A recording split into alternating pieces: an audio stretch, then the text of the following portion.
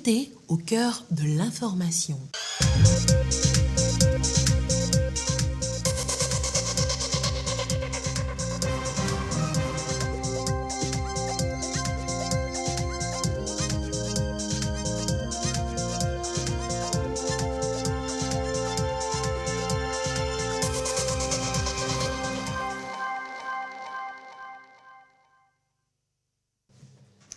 Il est l'heure du journal sur la télévision togolaise. Madame, Monsieur, bonsoir. Et voici les titres de cette édition.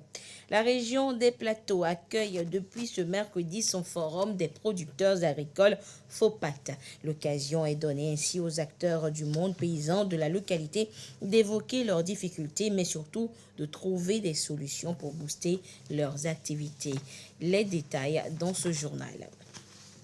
Les pays d'Afrique de l'Ouest veulent lutter efficacement contre la criminalité et prendre en charge les populations en cas de crise sanitaire. Et pour cela, des centres nationaux de mécanismes d'alerte doivent être mis en place. Comment cela se fera-t-il? Vous le découvrirez dans ce journal. Et puis la session d'assises 2023 de la Cour d'appel de Kara s'est ouverte donc depuis lundi. Une session qui va s'étaler sur 2 semaines et va permettre donc d'étudier 25 dossiers à suivre dans ce journal. Voilà donc pour les titres. Après les savanes et la région maritime, c'est la région des plateaux qui accueille cette fois le forum des producteurs agricoles. C'est un rendez-vous d'échange pour leur permettre à ces acteurs de tabler sur les difficultés qui freinent les efforts du gouvernement dans ce secteur et surtout trouver des approches de solutions pour une agriculture plus efficace et durable. Le point avec la correspondance sur place de Silver Abdou. Avec les efforts fournis par le gouvernement, 35 cantons bénéficient aujourd'hui d'une zone d'aménagement agricole ZAP, mais aussi d'autres opportunités, notamment la facilité à l'accès aux intrants agricoles et aux semences. Ceci pour faire de l'agriculture un véritable moteur de croissance économique à travers l'amélioration et la productivité.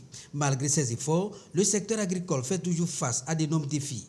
D'où ce forum des producteurs agricoles de la région des Plateaux. Il se retrouve ici à Tapamé pour une nouvelle formule, échanger sur des actions à mener pour le développement de l'agriculture et surtout donner au secteur un coup d'accélérateur. La démarche est du chef de l'État qui a voulu que le forum s'organise dans chaque région pour le bonheur des producteurs. Je voudrais rendre un hommage appuyé au chef de l'État qui a pris cette initiative d'organiser donc des rencontres régionales avec les producteurs agricoles du Togo pour pouvoir discuter avec tous les producteurs et les productrices donc de chaque région pour les écouter leurs attentes, leurs besoins, mais également partager, je dirais, tout ce que nous sommes en train de faire au niveau du gouvernement pour la promotion de l'agriculture togolaise. Il y a une nouvelle agence qui a été créée, l'agence de transformation agricole, qui va donc réfléchir sur les maux, sur les facteurs de blocage de l'agriculture, qui devraient donc nous permettre de les lever au niveau de cette agence, de faire des propositions et surtout de poser des actions concrètes pour pouvoir favoriser donc l'agriculture togolaise et permettre à nos producteurs de passer du stade de producteur au stade d'entrepreneur agricole. C'est le vœu du chef de l'État parce qu'il veut que l'agriculture nourrisse son homme, mais il veut aussi que l'agriculture enrichisse son homme. À terme, le gouvernement veut davantage améliorer l'agriculture à travers l'utilisation des outils modernes pour une transformation structurelle de l'économie. Et pour y arriver, des défis sont à relever, défis sur lesquels le forum se penchera. Il est question de sécurité alimentaire, mais il est aussi question de transformation agro-industrielle. La sécurité alimentaire, c'est que nous devons tous pouvoir nous nourrir à partir de ce que nous produisons. Il est vraiment important que nous puissions produire ce que nous mangeons. Ceci veut dire quoi? Ceci veut dire que nous devons mettre ensemble tous les efforts qu'il faut pour pouvoir produire. Il y a plusieurs défis. Il y a d'abord le problème des aménagements des terres, parce que nous savons que les terres sont très émiettées au Togo. Il est question de faire de grands aménagements pour permettre la mécanisation, justement, parce que ça aussi, c'est un facteur limitant. Et c'est pour ça que nous avons décidé, sous les orientations du chef de l'État, sur les instructions du chef de l'État, nous allons créer des centres régionaux de mécanisation agricole. Les 2 sites pilotes, c'est justement à Tapamé et Kara. Outre ces défis, bien d'autres, notamment l'irrigation pour mieux faire face aux problèmes du changement climatique et permettre aux producteurs agricoles de produire au moins 2 fois dans l'année. Pour le gouvernement, il faut apporter une réponse claire à toutes ces perturbations, d'où la mise en place d'un schéma directeur irrigué. Il sera mis en œuvre pour le moment sur 6 sites pilotes. Et plus de 600 producteurs prennent part à ce forum des producteurs initié pour le compte des acteurs de la région des plateaux. Qu'attendent-ils concrètement de cette rencontre? Certains se sont prononcés au micro de Silver Abdou. Ils viennent des 12 préfectures de la région des plateaux. Ces producteurs, certains dans l'agriculture, d'autres dans l'élevage, mais aussi dans l'aquaculture. Durant 3 jours, ils vont mener des réflexions sur l'avenir de l'agriculture, un secteur qu'ils comptent améliorer avec efficacité. Et déjà, à cette ouverture, les attentes sont grandes. C'est une initiative qui traduit ici aujourd'hui la vision de l'État en ce qui concerne l'importance, la place importante accordée donc à l'agriculture pour le développement du pays. Ce forum est une initiative salutaire, justement parce que ça réunit tous les acteurs du secteur agricole. Et non seulement ça mobilise tous les acteurs du secteur agricole, mais c'est une plateforme de réflexion pour dégager donc les difficultés, les défis donc à relever pour améliorer donc le secteur agricole au Togo. C'est une nouvelle stratégie, une nouvelle approche pour donc apporter des appuis considérables au développement du secteur agricole au Togo. Une rencontre d'échange pour les écouter, ressortir les goulots d'étranglement pour repartir sur de bonnes bases. Nous remercions l'initiative du chef de l'État parce qu'on va toucher ici plus de 600 producteurs et chacun aura amené sa pierre de contribution pour la feuille de route du gouvernement. Nous sommes fiers parce que chacun de nous va exprimer ses besoins, ce qu'il veut, ce qu'on pourra faire pour pouvoir améliorer notre production et la transformation qui a déjà commencé. Que ce soit producteur ou transformateur, chacun à ce forum trouvera pour son compte.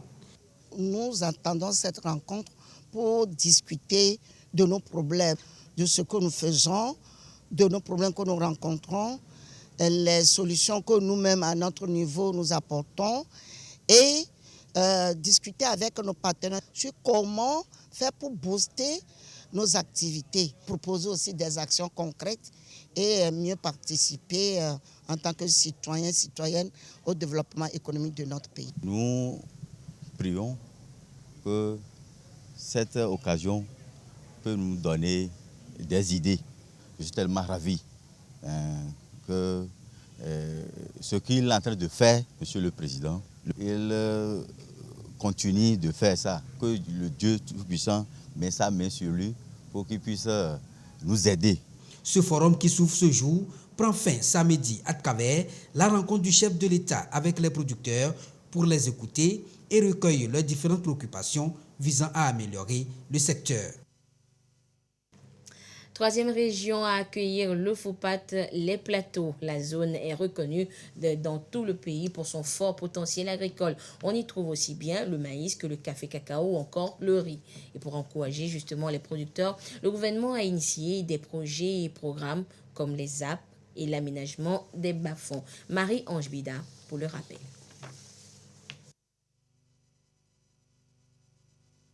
Région des plateaux, un des principaux greniers du Togo. La zone est riche de la diversité de ses cultures, dans les bas-fonds de Pelé, sur les hauteurs de Daï ou encore sur le lac Nangbeto. Agriculture et pêche sont les principales activités.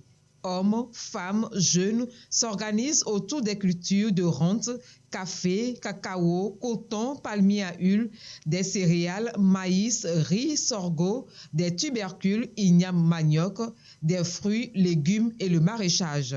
C'est tout là la particularité de la région des plateaux. Fort de ce potentiel, le gouvernement a mis les moyens qu'il faut.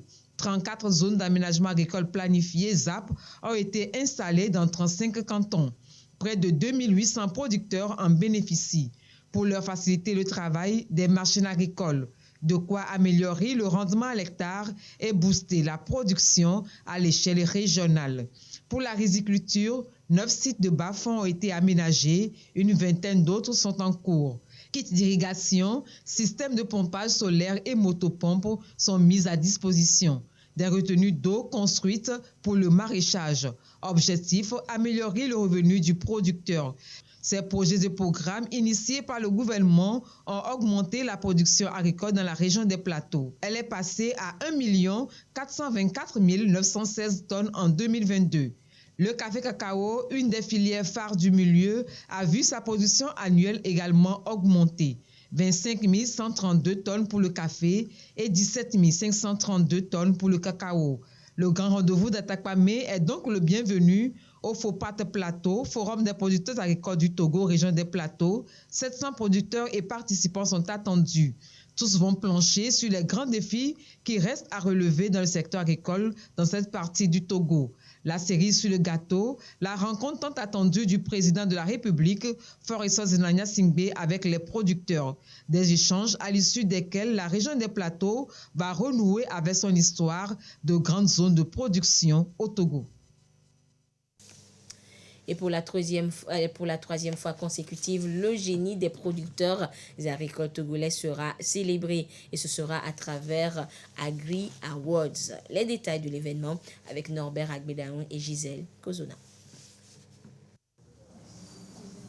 C'est un événement pour récompenser les efforts des acteurs agricoles. Les meilleurs des différentes catégories seront identifiés sur des critères bien définis. Une manière pour motiver surtout les jeunes à s'intéresser à l'agriculture. L'événement Agri Award, c'est une occasion de pouvoir primer d'abord les artisans de l'agriculture et les acteurs du développement agricole. L'agriculture n'est pas un secteur pour les rater, non. L'Agri Award est là pour pouvoir inciter chaque personne, chaque innovateur, chaque innovateur, les créateurs même, à apporter leur plus dans l'agriculture. L'acte 3 Agri Award 2023 a connu de grandes innovations. Il entend initier les 117 communes du Togo à inscrire l'agriculture dans le plan de développement communal. Le concept Agri Award, c'est un événement qui vise à célébrer l'agriculture, qui vise à célébrer l'entrepreneur agricole, qui vise à reconnaître les valeurs. La particularité de cette année, de cette édition, la troisième du genre, c'est que nous avons associé une commune. Nous avons meilleur entrepreneur agricole, meilleur ONG agricole, nous avons meilleur inventeur agricole, nous avons meilleur innovateur, nous avons meilleure entreprise agroalimentaire, nous avons meilleure commune, nous avons meilleure coopérative agricole et meilleur éleveur. Placé sous le thème « Le paysan togolais », une icône à valoriser, l'événement Agri Award veut inciter tous les acteurs à s'impliquer dans l'agrobusiness. Les lauréats seront dévoilés le 28 avril prochain. Et qui dit agriculture dit terre. Et le Togo s'est justement engagé à restaurer plus d'1 400 000 hectares de forêts et de terres. Ceci dans le cadre de l'initiative pour la restauration des forêts et des paysages forestiers en Afrique. Et pour y parvenir, justement, la synergie de l'action de tous est requise. Raison donc de la réunion de ce matin, une réunion d'opérationnalisation du Comité national de développement durable qui a regroupé tous les acteurs afin de situer chacun sur son rôle à jouer pour l'atteinte de cet objectif d'ici à 2030. Les précisions dans ce reportage de Christine Pecheki-Aloudé. La dégradation des terres et la déforestation. Le Togo n'échappe pas au phénomène. En cause, les mauvaises pratiques agricoles, l'exploitation abusive des ressources forestières, les feux de brousse notamment. Le Togo veut restaurer 1,4 million d'hectares, soit un quart du territoire d'ici à 2030 dans le contexte de l'initiative pour la restauration des forêts et des paysages forestiers en Afrique, AFR100. Ici, on échange sur le sujet. Parvenir à une vision commune pour faciliter la mise à l'échelle du reverdissement au Togo, l'engagement est pris. Aujourd'hui, les questions de restauration qui sont capitales pour notre survie nécessitent qu'on puisse réveiller les différents acteurs. En convoquant cette réunion, c'est de reprendre contact avec l'ensemble de ces acteurs, partager un peu les efforts qui sont faits, comment capitaliser tous ces efforts qui sont faits de façon éparse, comment remonter les informations pour que le pays puisse renseigner les engagements qu'il a pris. Le Togo, dans cette marche, a le soutien de la GIZ et de l'AFR100. Le gouvernement du Togo a été très stratégique et visionnaire en mettant en place le Comité national de développement durable. Dans quelques semaines, il y aura une deuxième réunion puisqu'on veut accompagner le ministère de l'Environnement et des Forêts à mobiliser davantage de ressources. Donc, en organisant une table ronde du secteur privé et des institutions financières pour pouvoir accélérer la restauration des forêts et des paysages forestiers. Parce qu'en fait, la restauration exige des moyens financiers. Entre autres résultats attendus, la fertilisation des sols, la qualité de l'air et de l'eau, l'augmentation des emplois verts et l'amélioration de la sécurité alimentaire. Et je vous le disais également en titre, Lomé abrite depuis ce matin une rencontre sous-régionale sur l'opérationnalisation des mécanismes nationaux d'alerte précoce et de réponse. Criminalité et santé sont entre autres thématiques qui font objet de vigilance et cela permettra in fine une réponse efficace des centres d'alerte en cas de crise. Les détails dans ce reportage de Ramdan Bassina. La sécurité, la criminalité, l'environnement, la gouvernance politique et la santé. 5 thématiques pour lesquelles la CEDEAO opte pour l'alerte précoce. Réduire l'écart entre l'alerte et la réponse, le sujet fait objet de rencontres. Mieux planifier et coordonner les centres nationaux d'alerte, c'est aussi anticiper et limiter les dégâts.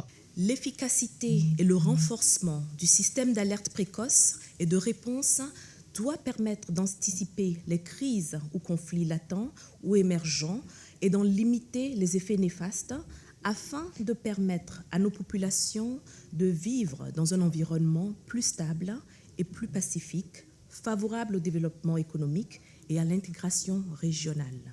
La CEDEAO est dotée d'un système civil centré sur la sécurité humaine dénommé ECOWARN. Il vise à doter les pays membres d'un mécanisme plus réactif dans la prévention et la gestion des conflits. 11 centres d'alerte précoce sont déjà en place. 4 autres vont être créés d'ici quelques mois.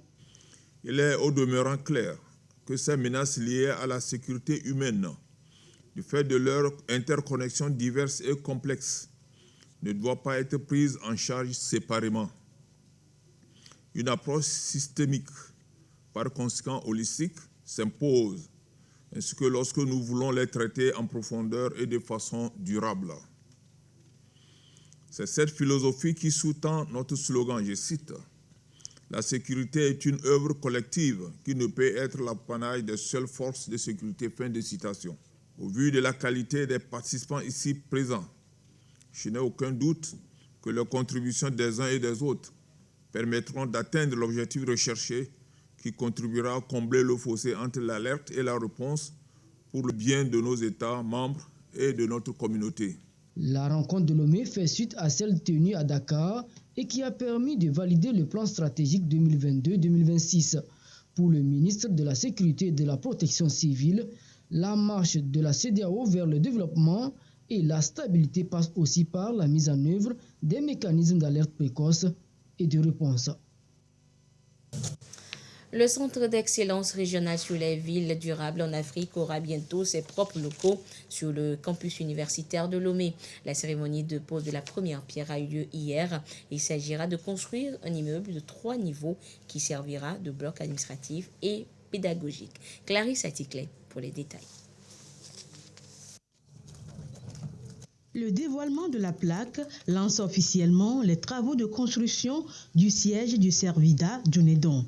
Ici même, sur le campus universitaire de Lomé, seront érigés les locaux propres au Centre d'excellence régional sur les villes durables en Afrique, ce qui permettra d'autonomiser ce centre qui accueille les étudiants de 15 nationalités d'Afrique. Nous utilisons des locaux de l'université donc pour donner les cours, mais disposer de nos propres locaux est vraiment un avantage pour le centre. La formation qui est donnée dans ces centres n'est pas seulement une formation orientée vers le pays, mais orienté vers l'ensemble de la région ou de la sous-région où le centre est implanté. Nous délivrons des formations, donc on a un master, on a aussi un doctorat sur le développement urbain durable, mais nous avons aussi des formations de courte durée. Les travaux seront exécutés par le cabinet ESA Architecture sur un délai de 10 mois. Un bâtiment de 3 niveaux dans du matériel local, bois, briques en terre cuite et éclairé à l'énergie solaire. Une grande avancée saluée par le ministre de l'Enseignement supérieur et de la Recherche. Tout ce que nous faisons aujourd'hui participe au déroulement d'une feuille de route gouvernementale. Et l'État togolais, notamment le président de la République, a consacré pour les questions liées à l'environnement, les questions liées aux villes, un ministère, un département en charge donc de l'aménagement du territoire. Tourner dans ville durable est fait justement pour penser les villes de demain. Les questions des villes qui ne doivent plus être énergivores, les questions d'électrification, les questions d'aménagement tout simplement. Donc nous voudrons dire ici que ce projet qui est bien déroulé avec l'aide de la Banque mondiale est aussi une activité qui relève de ses attributions. L'initiative est également saluée par le ministre délégué chargé du développement des territoires qui y trouve un excellent moyen pour lutter contre les changements climatiques. Le chef de l'État veut que le développement de ce pays parte également des territoires. Dans la feuille de route gouvernementale qui est en train d'être déroulée, il y a un ministère et ce ministère a pour vocation de mettre en œuvre le projet 33 de cette feuille de route. Et ce projet consiste à élaborer un plan de développement de 15 communes modèles également tournés vers l'avenir. Nous sommes en train d'aller vers des territoires résilients qu'il faudra construire. Nous sommes tous conscients que tout ce qui se passe en termes de dérèglement climatique commence par les territoires. Les travaux sont financés par la Banque mondiale. Le bailleur tient à un ouvrage qui reflète la vision du centre de formation, la durabilité. Mercredi de l'entrepreneur, l'Agence nationale de promotion et de garantie de financement des PME-PMI a réuni à cet effet ce matin les opérateurs économiques et porteurs de projets. Et c'était à travers un webinaire axé sur comment évaluer le besoin de financement pour la croissance de sa PME. Les détails avec Carmen Madji à Capo. Calculer son besoin de trésorerie est une étape clé vers la réussite de son entreprise. Une erreur dans l'estimation de sa trésorerie de départ peut conduire à l'échec en dépit d'une bonne idée et d'un business model efficace. Le besoin de financement en phase de démarrage, mais aussi en phase de croissance rapide, fait partie des indicateurs clés à surveiller. À ce numéro du mercredi de l'entrepreneur, l'ANPGF, Agence nationale de promotion et de garantie de financement des PME-PMI, dit tout aux entrepreneurs en ce qui concerne l'évaluation de leurs besoins de financement. L'ANPGF a constaté que bon nombre de demandes de financement reçoivent un avis défavorable, bien souvent en raison de l'inadéquation entre les besoins réels de l'entreprise et ceux exprimés par les promoteurs dans leur plan d'affaires. Face à ce constat, l'ANPGF a jugé opportun de leur donner les éléments nécessaires pour évaluer correctement leurs besoins financiers, la faisabilité de leur projet pour la mise en place d'un financement adéquat. Pour assurer le développement de sa société, un chef d'entreprise est vite confronté à des questions de financement. Mais alors, comment bien préparer cette étape? Le plan de financement, évidemment, c'est un tableau d'emploi et de ressources. Nous appelons emploi tout ce qui est dépenses à effectuer au cours d'une activité ou bien au cours d'un projet donné. L'autre aspect du tableau, c'est la partie ressources. Donc, il faut déjà évaluer tout ce qui est ressources prévisionnelles qu'on pense encaisser. Donc, il s'agit notamment des fonds propres. Il y a aussi les fonds externes les fonds SN, nous pouvons dire les prêts qu'il peut obtenir auprès des institutions financières. Depuis sa création, la NPGF accompagne les PME-PMI dans la résolution des problèmes d'accès au financement et fournit une assistance en matière de renforcement des capacités aux promoteurs et dirigeants d'entreprises. Dans le reste de l'actualité, 2 jours après les séismes qui ont frappé la Turquie et la Syrie, le bilan s'élève aujourd'hui à plus de 11 700 morts. Les recherches de survivants se poursuivent, mais les espoirs s'amenuisent. En Turquie, le président Recep Tayyip Erdogan s'est rendu ce mercredi dans la ville épicentre du tremblement de terre. En Syrie, les populations, elles, réclament la réouverture des corridors humanitaires. Et je vous le disais, dans ce drame, des miracles se produisent et c'est l'histoire en Syrie de ce nourrisson qui est né dans les décombres, retrouvé vivant par un temps glacial de 0 degré. Regardez. Elle a tout juste un jour, mais est déjà une survivante. Un symbole de la force de la vie au milieu de l'horreur. Elle est née ici, hier, en Syrie, sous un immeuble effondré de 4 étages. Quand les secours la sortent des décombres, à leur grande surprise, elle est vivante. Il fait 0 degré. Elle est emmaillotée en urgence dans une couverture. Sa mère est morte en lui donnant naissance. C'est son oncle qui l'a découverte en fouillant les ruines alors qu'il ignorait même son existence. Nous avons trouvé les corps des parents, l'un à côté de l'autre. Nous avons entendu un bruit pendant que nous creusions. C'était le premier bruit qu'on entendait. Nous avons creusé, encore, et nettoyé la poussière. Et nous avons trouvé le bébé, encore attaché à sa mère, par son cordon ombilical. Elle est la seule rescapée de la famille. Ses parents, ses 4 frères et sœurs sont décédés. La petite orpheline est emmenée en urgence à l'hôpital. Elle pèse 3,1 kg et serait née à terme. Elle va désormais bien malgré les circonstances. Quand nous avons récupéré le bébé, elle avait des bleus, des écorchures sur tout le corps. Elle a été exposée à un froid intense. Elle a été réchauffée, on lui a donné du calcium, une solution sucrée. Son état est stable, grâce à Dieu. Elle n'a pas encore de prénom, mais un surnom, la petite miraculée de Jandéris. Une lueur d'espoir dans l'une des villes syriennes les plus touchées, à 150 km de l'épicentre du séisme. Dans cette commune de 13 000 habitants, de nombreux enfants ont perdu la vie.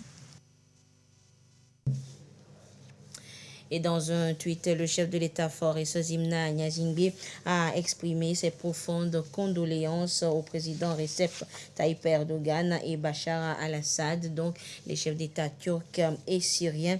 Et il a présenté également les condoléances aux familles des victimes. Le chef de l'État, dans son tweet, donc, a dit partager la douleur donc des peuples turcs et syriens. Et il appelle à une mobilisation internationale pour permettre à ces victimes, à ces peuples, donc, de faire face aux effets dévastateurs de cette horrible catastrophe. Session d'assises 2023 de la Cour d'appel de Kara. Cette session a été ouverte lundi dernier. Elle va s'étaler sur 2 semaines. 25 dossiers ont été inscrits donc, et le tout premier jugement a concerné des infractions d'inceste et de cession et de gestion donc de cannabis. Voyons cela avec Nestor Mozo. L'accusé Kondam Kampatib, menuisier de profession, est né en 1980 à Nanergou dans la préfecture de Thone. Après avoir été libéré de la prison civile de Lomé, il a décidé de rentrer à Dapon avec ses 2 filles, Kondam Larba et Kondam Fidèle, orphelines de mère. Une fois à Dapon, il s'est lancé dans la consommation et la vente de cannabis. Sa maison était devenue un carrefour où se retrouvent les fumeurs de cannabis. C'est dans cette atmosphère que la nommée Kondam Larba, sa fille, au cours du mois de janvier 2020, est allée porter un fait à la connaissance de la police. Après avoir expliqué que son père, Kondam Kampatib, les soumettait sa petite sœur et elle-même à des relations sexuelles, elle précise en être même tombée enceinte avant de porter plainte contre lui. En enquête préliminaire, le concerné a nié les faits, avant de les reconnaître devant le juge d'instruction. Pour ce qui est de la détention, de la cession et de l'usage du cannabis, l'inculpé est passé aux aveux puisqu'il a été appréhendé à la maison avec une quantité importante. Pour l'accusé, le ministère public a requis une peine d'emprisonnement de 10 ans. L'inceste est une infraction honteuse et indigne. C'est donc à cette infraction que nous avons affaire. pour la détention et la cession du cannabis. Il explique que c'est pour sa consommation personnelle, mais il lui arrive d'en vendre à certaines personnes. Rien dans tout ce qui précède, messieurs et mesdames de la Cour, ne permet de faire bénéficier à l'accusé des circonstances atténuantes. Je requiers qu'il vous plaise, messieurs et madame de la Cour, déclarer l'accusé condamné compatible coupable en application des dispositions de l'article 39 du Code pénal, qui n'admet pas le cumul des infractions et ne retient que l'infraction dont la peine la plus élevée, le condamné à 10 ans de réclusion criminelle et à 15 millions d'amende.